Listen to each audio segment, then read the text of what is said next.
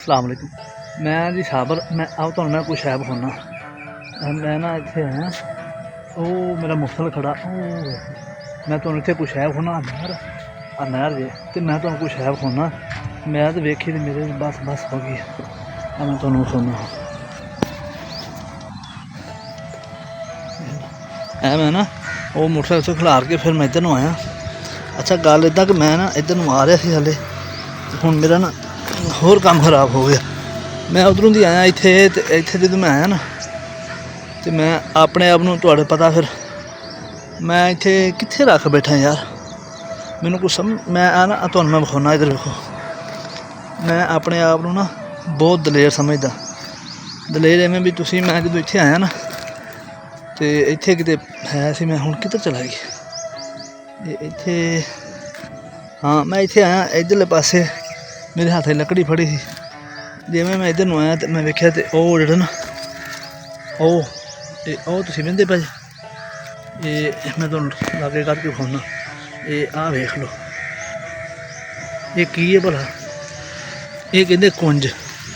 यानी सप दे लाए हुए कपड़े इनू कहते कुंज यानी सप दे लाए हुए कपड़े। तो मैं आपदे आप नूं ना बहुत दलेर समझदा सी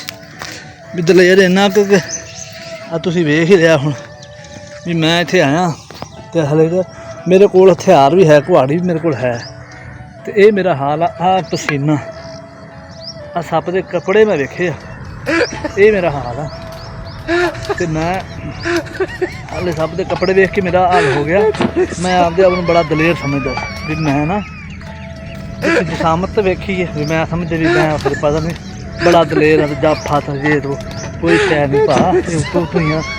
आ मैं मोटापा ही हो गया बिच भाव कुछ भी नहीं है हुण यकीन करके जाना। मैं कल परसों ना मैं तकरीबन पिछली जुमेरात अज भी जुमेरात पिछली जुमेरात की गल आ मैं अपने घर ना रोटी खा के तो लम्मा पिया तकरीबन सुबह 10 बजे का टाइम से मैं उत्थे लम्मा पिया तो जनाब वो मेरे घर वाले चाह बनाउण गए तो मैं लम्मा पिया मैनूं नींदर आ गई आ बांह मैं थल्ले रखी थी वो मेरी बांह 20 मिनट चाह किन्ने टाइम बनती 20 मिनट चाह बन गई लै वो चाह बनदे बनदे मैं सुता मेरे को हुण इत्थे खलो नहीं हुंदा मैनूं लगदा भी इधरों भी निकल के आया सप इधरों ना आ जाए जी मैं उत्थे वेख के आया ना उहदे कपड़े हुण मेरा दिल घबराई जाता। अच्छा वो चाह बन के आई है मैं उठ के चाह फड़न लगा तो मेरा हाथ सुता पिया लै 4 दिन मेरा हाथ ही नहीं सीधा होया तो मैं आपदे आप नूं समझ मैं बड़ा दलेर मैं दलेर जरूर खोनीगा तो तुहाडी की भला तुसीं भी मेरी तरह जे तुहाडे च कोई दिल है जिगरा है यार ये पता नहीं की गल आ अच्छे हट्टे कट्टे होने के बावजूद भी इन्नी हौसला नहीं पैन दिया कि वो हुण आपदी जी लकड़ां उत्थे रखियां वही चक लवां। हाँ ये मेरा ख्याल आ ये मोटापे की वजह तू या फिर किसी शै की वजह तू या कमजोरी की वजह तू इदा हो गया दिल कमजोर हो गया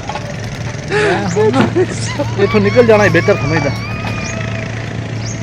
हाँ तो तुसीं कमेंट से जरूर दसना कि मैं तुहानूं लगदा भी दलेर रंग नहीं मैं तुसीं वेख्या ना सप दी कुंज मेरे वास्ते यही बड़ी है मेरा नहीं हुण दिल करदा अग्गां नूं होण ते अगर तुसीं वीडियो तुहानूं चंगी लगी है तो लाइक कर दिओ चैनल ते पहली बार है तो चैनल सबसक्राइब कर दिओ। मैं तुहाडा दोस्त साबर तुसीं वेखना साबर की दुनिया साबर अली TV जांदा रहा।